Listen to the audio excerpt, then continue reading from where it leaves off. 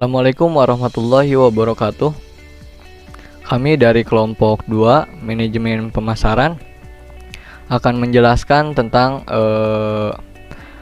materi pengembangan produk kepada dosen pengampu yang terhormat, yaitu Faisal Rahimi SEMM, dan disusun oleh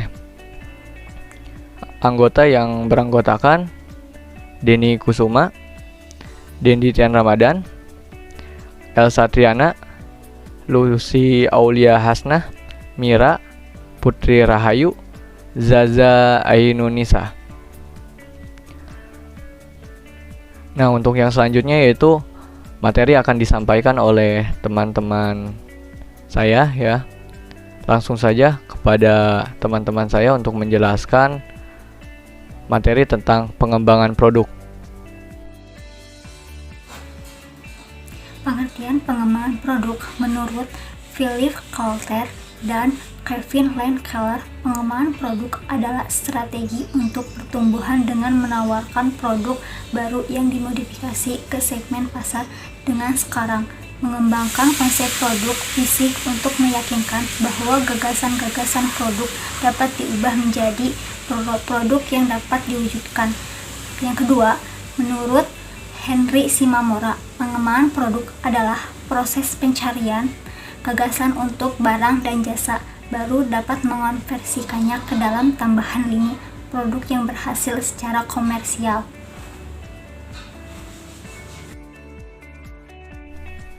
Yang selanjutnya yaitu tingkatan produk ya.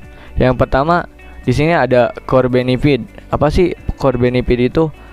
Yaitu menurut saya itu manfaat utama. Nah, di sini itu jadi kita baca ya. Misalkan aspek mendasar ini harus bisa dipenuhi secara baik oleh produsen, seperti orang mau menginap di hotel agar ia bisa tidur, dapat istirahat secara memuaskan, dan atau contoh yang selanjutnya yaitu misalkan nih sebuah rumah, maka core benefitnya hanya menawarkan hunian yang standar saja, yang penting layak huni. Karena kan core benefit ini yaitu yang paling mendasar dari suatu produk ya, atau manfaat utama. Dan yang kedua yaitu ada basic produk atau kebutuhan dasar. Nah, kita baca lagi ya, dari core benefit menjadi basic produk. Oleh karena itu, sebab itu kamar tidur di hotel diberi perlengkapan tempat tidur, kamar mandi, dan sebagainya ya, kebutuhan dasar. Nah, seperti itu. Yang selanjutnya itu expected produk atau harapan. Produk harapan adalah produk yang didasari dari suatu keinginan atau imajinasi seseorang. Nah, seperti contohnya di sini yaitu perlengkapan hotel harus disediakan yang terbaik, bersih, tempat tidur bersih, handuk pres dan bersih, ada lampu kaca dan sebagainya, pokoknya seperti itu ya. Dan yang keempat yaitu ada augmented product ya. Augmented product atau nilai lebih yang dikenal ya. Jadi contohnya seperti itu, ada sesuatu nilai tambah yang di luar apa yang dibayangkan oleh konsumen. Nah, contohnya yaitu augmented produk dalam pembelian rumah yang fasilitasnya melebihi yang kita harapkan ya. Ada kolam renang, desain rumah bagus, dan ada security, seperti itulah. Dan yang kelima yaitu ada potensial produk. Kita baca lagi, yaitu mencari nilai tambah produk yang lain untuk masa depan. Produsen harus mencari tambahan nilai lain yang dapat memuaskan langganannya dan dapat disajikan sebagai surprise bagi langganan. Nah, Jadi produk masa depan ya, kita kenal juga bisa di produk masa depan lah, seperti itu. Produk potensial artinya memiliki harapan di masa depan yang akan datang ya. Contohnya yaitu paling mudah adalah memberi rumah untuk investasi ke depan, seperti itu. Rumah yang dibeli diyakini nilainya di masa depan akan bertambah. Tidak jarang rumah yang masuk potensial produk tidak langsung dihuni.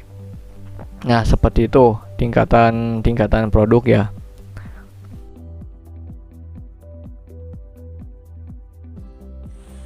Menurut Philip Kotler, ada 8 tahap proses pengembangan produk, yaitu yang pertama, penciptaan ide atau gagasan atau idea generation.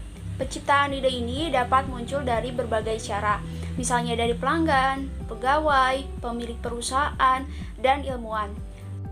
Yang kedua yaitu penyaringan ide atau ide screening. Ide yang sudah terkumpul masih merupakan suatu brainstorming atau sumbang saran dan biasanya belum matang, dan ini perlu disaring mana yang memungkinkan untuk dikembangkan dan mana yang tidak. Dalam penyaringan ide ini juga perlu daya prediksi yang lebih tinggi, sebab ada kalanya ide yang sudah dibuang malahan memiliki prospek yang menguntungkan di kemudian hari. Yang ketiga yaitu pengembangan dan pengujian konsep. Setelah ide disaring, kemudian dilakukan pengembangan dan eksperimen. Lalu produk tersebut diperlihatkan kepada konsumen, kemudian dilakukan survei terhadap konsumen terhadap produk baru tersebut. Yang keempat yaitu pengembangan strategi pemasaran atau marketing strategi development. Dalam hal ini, perusahaan mulai merencanakan strategi pemasaran terhadap produk tersebut dengan memilih segmentasi pasar tertentu, kemudian melakukan teknik promosi yang akan digunakan. Yang kelima yaitu analisis usaha atau business analysis. Dilakukan dengan memperkirakan jumlah penjualan dibandingkan dengan biaya produksi, pembelian bahan baku, dan perkiraan laba. Yang keenam yaitu pengembangan produk atau product development. Dalam hal ini, gagasan produk yang masih dalam tahap perencana kemudian dikirim ke bagian produksi untuk dibuat, diberi merek, dan diberi kemasan yang menarik. Yang ketujuh, pengujian pasar atau market testing. Produk baru dipasarkan ke dalam segmen pasar yang telah direncanakan. Kemudian akan diperoleh informasi yang sangat berharga tentang keadaan barang, penyalur, permintaan potensial, dan sebagainya. Dan yang terakhir adalah komersialisasi atau commercialization. Setelah perencanaan matang, dilakukan dan diuji, maka akhirnya dilakukan produksi secara besar-besaran dengan membutuhkan modal yang sangat besar juga. Mulailah dilansir produk baru di pasar yang akan menjalani proses kehidupan sebagai suatu produk yang baru, sampai kepada tahap proses adopsi oleh konsumen, kemudian menimbulkan kepuasan bagi konsumen dan mendatangkan keuntungan bagi produsen.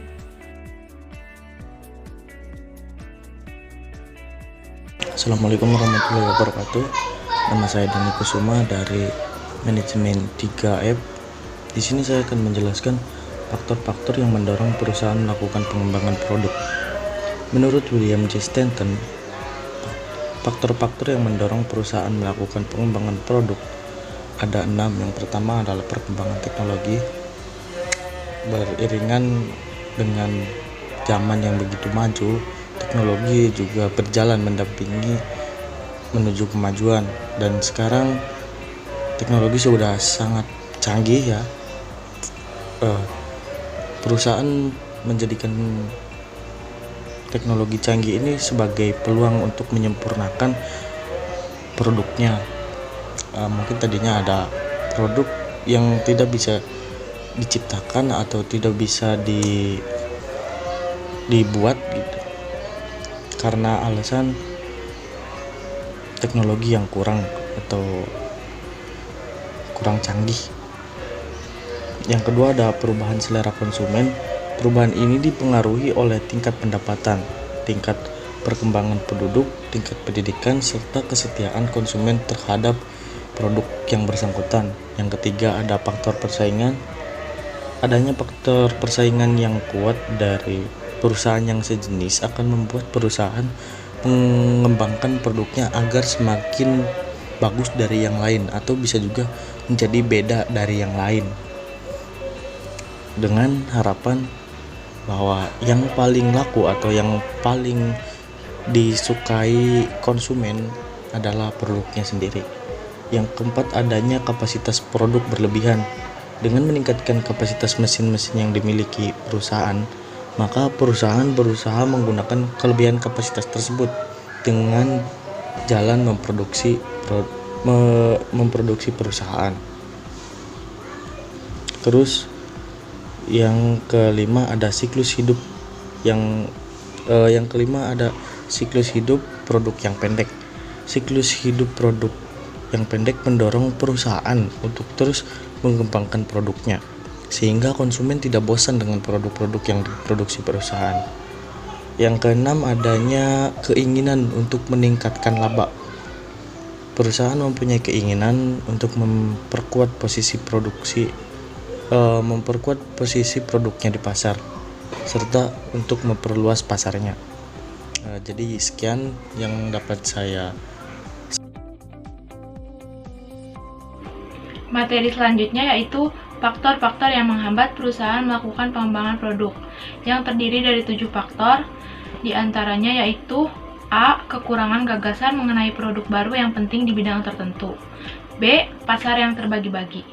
Persaingan yang ketat menyebabkan pasar menjadi terbagi-bagi, atau market fragmentation. C. Kendala sosial dan pemerintah. Produk baru harus memenuhi kriteria seperti keamanan konsumen dan keseimbangan lingkungan. D. Mahalnya proses produk baru. Suatu perusahaan pada umumnya harus menciptakan berbagai gagasan tentang produk baru untuk menentukan hanya satu produk yang layak dikembangkan. E. Kekurangan modal. Beberapa perusahaan yang memiliki gagasan yang baik tidak dapat mengumpulkan dana yang diperlukan untuk melakukan riset dan meluncurkan produk baru. F. Waktu pengembangan yang lebih singkat. Perusahaan-perusahaan yang tidak dapat mengembangkan produk baru secara cepat dan berada di pihak yang tidak memiliki keunggulan. G. Siklus hidup produk yang lebih singkat. Ketika suatu produk baru berhasil, pesaing dengan cepat akan meniru. Assalamualaikum warahmatullahi wabarakatuh. Saya Sasa Indonesia, NIM 2019-051-0016. Nah, saya di sini akan menjelaskan mengenai strategi pengembangan produk. Menurut Philip Kotler, strategi pengembangan produk dibagi menjadi 3. Pertama, strategi peningkatan kualitas atau quality improvement. Strategi ini bertujuan untuk meningkatkan kinerja fungsional produk, daya tahan, keandalan, kecepatan, serta rasa. Dalam menentukan kualitas produk, kita harus hati-hati dan juga benar-benar pas, disesuaikan dengan apa yang dibutuhkan oleh customer, tidak lebih dan tidak kurang. Strategi yang kedua yaitu strategi peningkatan keistimewaan. Strategi ini bertujuan untuk menambahkan keistimewaan yang baru, seperti ukuran, berat, bahan, kelengkapan, dan juga aksesoris yang memperluas keanekaragaman dan juga kenyamanan produk. Jadi, di strategi ini kita harus bisa meramalkan, harus bisa memprediksi sebetulnya apa sih yang dibutuhkan, yang diinginkan, need want-nya customer itu seperti apa. Kan kadangkala customer itu dia menginginkan suatu, tapi dia tidak bisa mendeskripsikannya. Nah, ketika kita dapat mewujudkan keinginan tersebut, maka kita bisa melakukan peningkatan keistimewaan dengan baik. Strategi selanjutnya yaitu strategi peningkatan gaya atau style improvement. Strategi ini bertujuan untuk meningkatkan daya tarik estetik pada suatu produk, seperti perusahaan mengeluarkan varian rasa, tekstur, dan juga mengubah kemasannya. Pada intinya, ketiga strategi pengembangan produk ini sangat penting. Kenapa? Karena strategi tersebut akan berdampak pada bauran pemasaran perusahaan dan juga desain daripada perusahaan untuk pengembangan selanjutnya. Kita tahu bahwa baik merek maupun keberlangsungan perusahaan itu amat sangat ditentukan oleh produknya. Jadi misalkan identitas sebuah merek itu akan melekat pada sebuah produk. Kita ambil contoh, misalkan salah satu orang ditanya mengenai pasta gigi ataupun air mineral, pasti mereka akan menjawabnya Pepsodent, Aqua, ya kan? Nah, itu berarti produk pasta gigi maupun air mineral tersebut amat sangat melekat pada sebuah mereknya. Jadi, kita juga harus menciptakan produk kita itu benar-benar menjadi penceriannya. Ketika sebuah produk itu diluncurkan, maka dia harus memiliki keunikan tersendiri yang kemudian itu bisa menjadi sebuah promosi buat perusahaan tersebut. Sekian, wassalamualaikum warahmatullahi wabarakatuh.